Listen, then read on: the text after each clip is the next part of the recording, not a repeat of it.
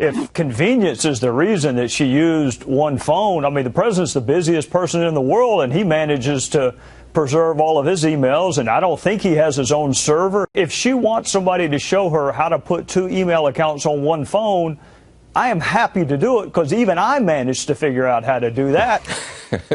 Actually, so did I, Congressman Trey Gowdy. On the record, he was there with Greta Van Susteren last night, and he was responding to Hillary Clinton's strategically planned news conference, where she claimed innocence, convenience, and transparency. And she scolded the media for not focusing on more important issues.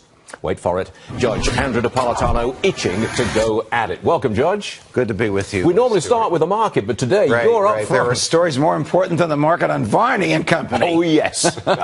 Did Hillary lie? I think she probably did. Lie? Yes. Yeah. Now, listen, I don't know what's in her heart. She was not under oath. Her duty to tell the truth in that environment is a moral duty and not a legal one.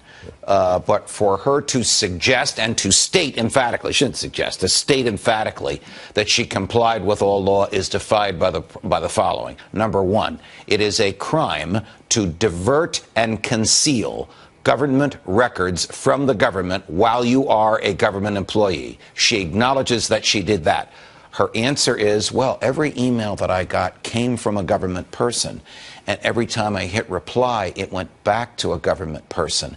And therefore, the government people that I was emailing with, they have copies of my records. I didn't keep them from the government. What about when she emailed with someone who was in a foreign government? What about emails that she didn't reply to? This is an absurd argument. What about the 30,000 emails that she deleted on her own? So her own words are belying what she's been saying. I want to ask you about the emails which she says she deleted, 30,000 of them.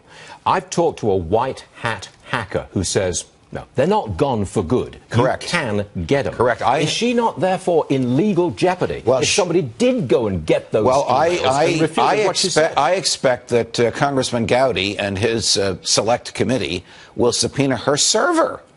Her server. It is the only way for them to know whether or not she complied with the subpoena, because the statute that governed her presumes that the government owns its records. And when you leave office, you ask the government to give you what's personal. She turned that on its head by seizing all of her records. She, after leaving office, gave the government what she decided was governmental. The law does not permit her that prerogative. She says the server will remain private.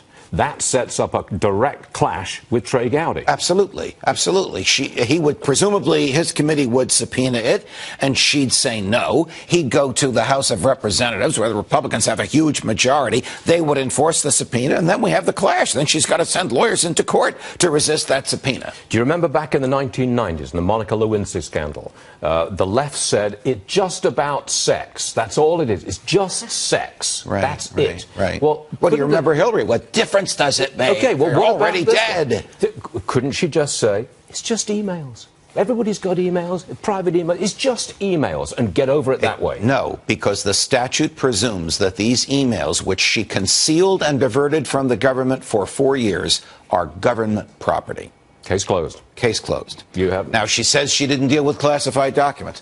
Her calendar is classified. The president's calendar is classified. Emails about classified material are themselves classified. I am certain there's classified emails on her server. None of this will be sorted out legally, and I stress the word legally, for a long, long time to come.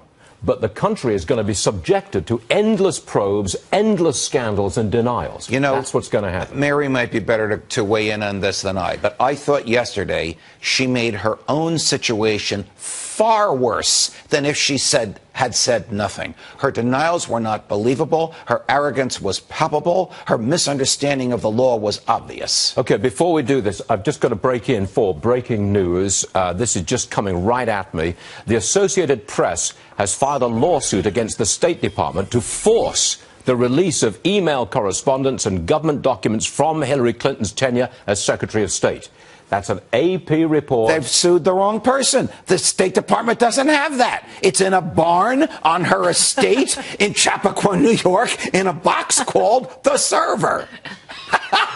which is owned by the Clinton Foundation. That's who they have to sue. I'm very glad you were on the set when that news broke, because I wouldn't have thought of that. Judge, thank you very much indeed. Pleasure. Hold still for a second. Now.